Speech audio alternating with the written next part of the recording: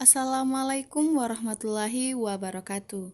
Kami kelompok 5 kelas B Fakultas Hukum ingin membacakan materi tentang kontrak nominat, kontrak dagang elektronik, dan kontrak baku.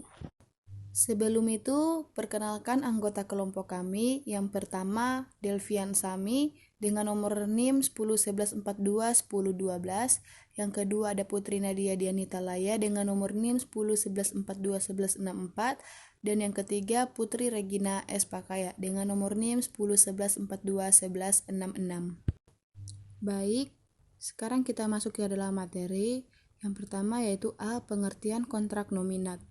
Kontrak nominat merupakan kontrak yang dikenal di dalam hukum perdata seperti jual beli, tukar menukar, sewa menyewa, persekutuan perdata, hibah, pinjam pakai, dan lain-lain.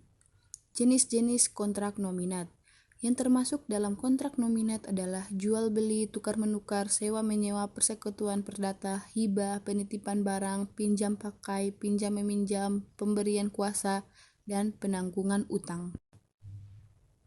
B. Pengertian kontrak dagang elektronik. E-kontrak atau kontrak elektronik adalah kontrak yang dibuat secara elektronik dengan cara interaksi antar pihak yang ditawarkan dengan sistem elektronik. Oleh sebab itu, dalam praktik, e-kontrak lebih sering ditemui dalam hubungan hukum antara produsen dengan konsumen dibandingkan dengan transaksi hukum lainnya. 1. Mengenal kontrak elektronik click-wrap agreement dan tanda tangan elektronik secara umum.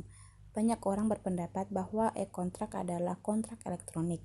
Banyak pendapat yang mengatakan bahwa suatu perjanjian yang didigitalisasi dokumennya atau di-scan atau dibuat dalam bentuk soft copy maka itulah e-kontrak. Pendapat di atas adalah pendapat yang keliru karena e-kontrak tidak sesederhana itu. Kekeliruan pemahaman lain juga terjadi dalam mengartikan tanda tangan elektronik.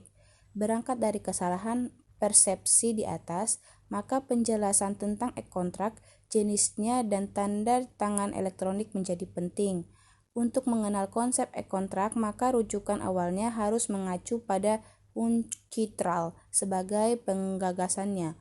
Meski UNCITRAL juga tidak menyebut seperti apa bentuk e-kontrak, tetapi Pasal 4 UNCITRAL memberi petunjuk yaitu seperti antara pihak-pihak yang terlibat dalam menghasilkan, mengirim, menerima, menyimpan, atau memproses pesan data.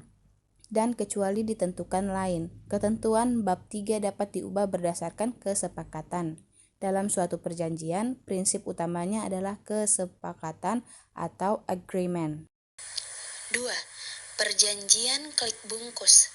Dalam dunia teknologi informasi, bentuk perjanjian elektronik dikenal dengan sebutan click wrap agreement. Sederhana, untuk menentukan kata sesuai dengan e-contract ketika pihak yang menerima penawaran melakukan klik pada bagian persetujuan. Perjanjian click wrap agreement ini biasanya sering ditemukan ketika seseorang ingin melakukan instalasi perangkat lunak atau membuat ataupun mendaftar suatu akun tertentu, misalnya email atau akun media sosial, melakukan pembelian secara elektronik, dan sebagainya. Oleh sebab itu, e-contract bisa dikatakan sebagai perjanjian antara pengguna komputer dalam berinteraksi dengan produsen atau penyedia layanan elektronik. Dengan sifat e-contract yang seolah-olah fait accompli, maka pada kondisi tertentu, jenis perjanjian ini tentunya bisa dikatakan sebagai klausul baku karena seolah-olah pihak penerima dihadapkan pada kondisi take it or leave it. Hal lain yang perlu diperhatikan dalam perjanjian click wrap adalah penempatannya yang harus dapat dilihat secara jelas oleh pihak penerima perjanjian atau pengguna. 3. Tanda tangan kontrak. Terkait pemahaman tentang tanda tangan digital yang dikatakan sebagai tanda tangan konvensional yang didigitalisasi dengan cara di dalam konteks perjanjian elektronik harus mengacu pada rumusan pasal 1 angka 12 Undang-Undang ITE, yaitu tanda tangan elektronik adalah tanda tangan yang terdiri atas informasi elektronik yang dilekatkan terasosiasi dan atau terkait dengan informasi elektronik lainnya yang digunakan sebagai alat pengungkit atau autentikasi. Definisi berdasarkan di atas, ada dua kata kunci yang perlu diperhatikan terhadap tanda tangan elektronik, yaitu pengungkit atau autentikasi. Untuk dapat membubuhkan tanda tangan dalam konteks kontrak elektronik atau dokumen elektronik, maka si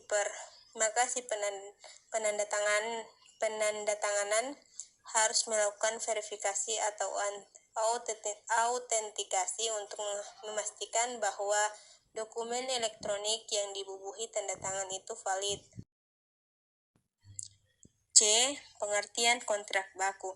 Standar kontrak atau perjanjian baku adalah penggunaan klausa eksonerasi dalam transaksi konsumen. Standar kontrak pada dasarnya lahir dari kebutuhan masyarakat yang bertujuan untuk memberikan kemudahan atau kepraktisan bagi para pihak dalam melakukan transaksi. 1. Kelebihan dan kekurangan kontrak baku. Penggunaan perjanjian standar atau baku ada kelebihan dan kekurangan. Kelebihannya adalah memberikan manfaat efisiensi waktu dan persamaan pelayanan kepada konsumen, sedangkan kekurangannya adalah konsumen tidak mempunyai kesempatan untuk negosiasi dan menentukan isi perjanjian, sehingga pilihannya hanya menerima. Yang kedua, dasar hukum perjanjian baku. Menurut pasal 1 angka 10 Undang-Undang Nomor 8 Tahun 1999 tentang perlindungan konsumen, yang dimaksud dengan perjanjian baku adalah setiap peraturan atau ketentuan syarat-syarat yang telah dipersiapkan dan ditetapkan terlebih dahulu secara sepihak oleh pelaku usaha yang dituangkan dalam suatu dokumen atau perjanjian. Baik, itulah pemaparan materi dari kelompok kami. Lebih dan kurangnya mohon dimaafkan. Wabillahi taufiq wal hidayah. Wassalamualaikum warahmatullahi wabarakatuh.